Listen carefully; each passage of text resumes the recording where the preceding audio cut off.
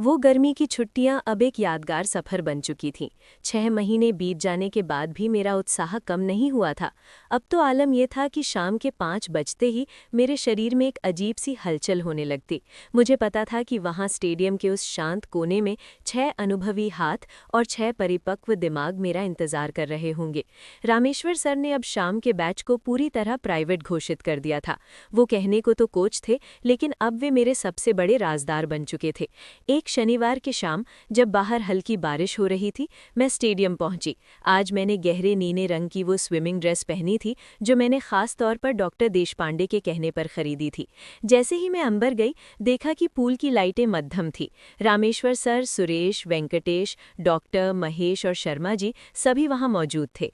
आज माहौल में एक अलग ही गंभीरता थी। रामेश्वर सर ने पास आकर धीरे से कहा, सविता, आज तुम्हारी तैराकी की अंतिम परीक्षा है। मैं मुस्कुराई और पानी में उतर गई। पानी का स्पर्श और उन सब की नजरें मुझ पर टिकी थीं। पानी का खेल। सबसे पहले शर्मा जी और सुरेश पानी में उतरे। उन्होंने मुझे बीच पूल में ले जाकर बैलेंस करना सिखाया। उनके हाथ मेरी कमर और पैरों को सहारा दे रहे थे, लेकिन वो सहारा धीरे धीरे एक गहरी मालिश में बदल गया। ऑफिस का सुकून। पानी से निकलने के बाद हम सब हमेशा की तरह ऑफिस के केबिन में इकट्ठा हुए। आज महेश ने एक विशेष आयुर्वेदिक तेल मंगवाया था। सामूहिक सेवा। उन्होंने मुझे बड़ी मेज पर लेटने को कहा। डॉक्टर देशपांडे ने पेशेवर तरीके से शुरुआत की, लेकिन जल्द ही वेंकटेश और शर्मा जी के हाथ भी मेरी सांवली त्वचा पर फिसलने लगे। कोई कंधों को दबा रहा था, तो कोई पैरों की पिंडलियों को। मैंने खुद को पूरी तरह उनके हवाले कर दिया था। मैंने महसूस किया कि उम्र का तजुर्बा मालिश और स्पर्श में जो जादू पैदा करता है, वो युवाओं में नहीं होता। वो जानते थे कि शरीर के किस हिस्से को कब और कितना दबाव देना है। मैंने गहरी सांस लेते हुए कहा, सर, आप लोगों ने मुझे तैराकी तो नहीं, पर शरीर की भाषा समझना सिखा दिया। रामेश्वर सर ने मेरे माथे पर हाथ फेरते हुए कहा, सविता, तुम हमारे लिए सिर्फ एक शिष्या नहीं हो, तुम इस स्टेडियम की आत्मा बन गई हो। आज भी वो सिलसिला जारी है। वो स्टेडियम मेरे लिए सिर्फ एक खेल का मैदान नहीं, बल्कि सुकून का वो मंदिर है जहां मुझे वो स्पर्श मिलता है जिसकी मुझे हमेशा से तलाश थी। मेरा सांवला रंग अब उन 6 लोगों की पसंदीदा कलाकृति बन चुका है। हर शाम जब मैं वहां से बाहर निकलती हूँ, तो मेरे चेहरे पर एक अलग ही चमक होती है। लोग आज भी मुझे मुड़-मुड़ कर देखते हैं, लेकिन उन्हें क्या पता कि इस सुधौल काया के पीछे उन 6 अनुभवी हाथों की कितनी मेहनत और प्यार छुपा है। सविता की ये कहानी एक ऐसे मोड़ पर पहुंच चुकी थी जहां लोक लाज और संकोच की दीवारें पूरी तरह गिर चुकी थीं। 32 साल की उम्र और सांवली सलोनी काया का जो आत्मविश्वास उनमें था, वो अब स्टेडियम के उस बंद परिसर में पूरी तरह खिल चुका था। वो गर्मी की छुट्टियां तो कब की बीत गईं, लेकिन उन छुट्टियों ने सविता के जीवन में जो आग जलाई थी, वो अब एक स्थायी सुकून का रूप ले चुकी थी। रामेश्वर सर, सुरेश, वेंकटेश, डॉक्टर देशपांडे, महेश और शर्मा जी, इन 6 पुरुषों ने सविता के शरीर को एक ऐसी वीणा बना दिया था जिसे वो रोज शाम को अपने अनुभवी हाथों से छेड़ते थे। सविता के लिए अब तैराकी सिर्फ एक बहाना था। असली मकसद तो वो स्पर्श और मालिश थी जो उसे घंटों तक मदहोश रखती थी। एक शाम जब सविता स्टेडियम पहुंची, तो उसने देखा कि मुख्य द्वार पर रखरखाव के कारण बंद का बोर्ड लगा था। उसका दिल धक से रह गया, लेकिन तभी सुरेश ने धीरे से गेट खोला और उसे अंदर आने का इशारा किया। अंदर पूरी तरह सन्नाटा था, सिवाय पूल के पानी की कलकल के। रामेश्वर सर ने मुस्कुराते हुए कहा, सविता, आज स्टेडियम पूरी तरह हमारा है। सविता, कोई रोक टोक नहीं, कोई डर नहीं। सविता ने अपनी टाइट टी शर्ट उतारते हुए कहा, तो फिर आज की शाम कुछ खास होनी चाहिए सर।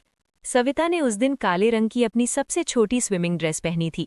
जैसे ही वो पानी में उतरी, 6 जोड़ी आंखें उसकी सांवली देह पर जम गई। रामेश्वर सर और शर्मा जी सबसे पहले पानी में उतरे। उन्होंने सविता को बीच पूल में ले जाकर फ्लोटिंग करने को कहा। सविता पानी की सतह पर चित लेट गई। रामेश्वर सर ने उसकी कमर के नीचे हाथ लगाकर उसे संभाला, तो शर्मा जी ने उसके पैरों को थाम लिया। धीरे धीरे पानी के अंदर ही उनके हाथ सक्रिय होने लगे।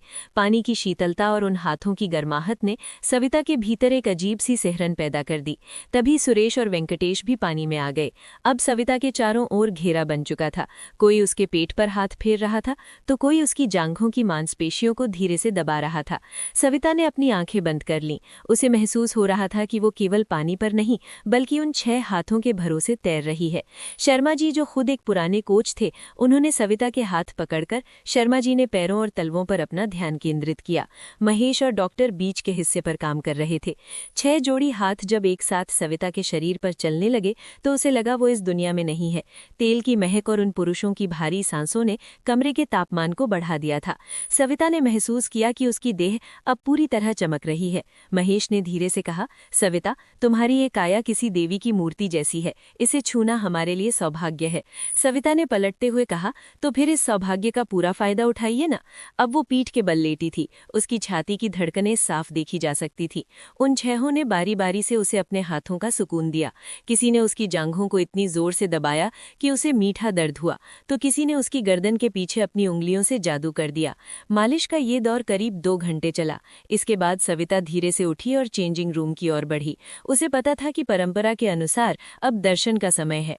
वो अंदर गई, लेकिन उसने दरवाजा जानबूझकर थोड़ा खुला रखा। उसने आईने के सामने खड़े होकर अपने शरीर से तेल पोंछना शुरू किया। उसने देखा कि दीवार के उस छोटे से छेद पर और दरवाजे की झिरी पर कई आंखें टिकी हैं। उसने जानबूझकर अपनी ड्रेस उतारी और पूरी तरह निर्वस्त्र होकर आईने के सामने खड़ी हो गई। उसने अपने हाथों से अपनी छाती को सहलाया, अपनी कमर के घुमाव को निहारा। उसे उन छहों की उत्तेजित सांसें साफ सुनाई दे रही थीं। उसने एक तौलिया उठाया और अपने शरीर के हर हिस्से को धीरे धीरे पोंछा, जैसे वो कोई नृत्य कर रही हो। उसे इस बात से कोई फर्क नहीं पड़ता था कि उसे देखा जा रहा है, बल्कि उसे तो इसमें और भी आनंद आ रहा था। वो जानती थी कि बाहर खड़े वे 6 पुरुष उसके एक एक अंग को अपनी यादों में बसा रहे हैं। जब सविता बाहर निकली तो रात के 8 बज चुके थे। स्टेडियम के बाहर अंधेरा था। रामेश्वर सर ने कहा, सविता, आज तुम्हें घर छोड़ने मैं और वेंकटेश चलेंगे। सविता समझ गई कि शाम अभी खत्म नहीं हुई है। वेंकटेश की बड़ी कार में पीछे की सीट पर सविता बीच में बैठी थी और उसकी दोनों ओर ये 2 अनुभवी पुरुष थे। कार के अंधेरे में फिर से वही सिलसिला शुरू हुआ। वेंकटेश ने उसका हाथ थाम लिया, जबकि रामेश्वर सर ने उसके कंधे पर अपना हाथ रखा। पूरी राह सविता के शरीर के साथ वो दोनों लुका छिपी खेलते रहे। कार की खिड़कियों से बाहर की रोशनी जब कभी अंदर आती तो सविता के चेहरे पर एक शैतानी मुस्कान दिखती। जब कार उसके घर के पास रुकी तो सविता ने उतरने से पहले दोनों के कान में धीरे से कहा, कल शाम 5 बजे फिर से कुछ नया लेकर आऊंगी। ये सिलसिला अब महीनों से चल रहा है। सविता के जीवन में अब कोई अकेलापन नहीं है। उसके पास 6 ऐसे पुरुष हैं जो उसे वो सम्मान और वो शारीरिक सुकून देते हैं जिसकी उसने हमेशा से कल्पना की थी। उसने अपने शरीर को उन 6 के बीच बांट दिया है, लेकिन बदले में उसे जो मानसिक शांति और शारीरिक संतुष्टि मिलती है वो बेमिसाल है। वो अब खुद को एक रानी मानती है, जिसका राज दरबार वो स्टेडियम है और जिसके वफादार सेवक वे 6 अनुभवी पुरुष हैं। सविता अक्सर सोचती है कि अगर उसने उस दिन तैराकी सीखने का फैसला न किया होता तो शायद उसका ये सांवला और सुडौल शरीर कभी इस तरह खिल ना पाता। उसने समाज की नज़रों में जो गलत हो सकता है उसमें अपनी खुशी ढूंढ ली थी।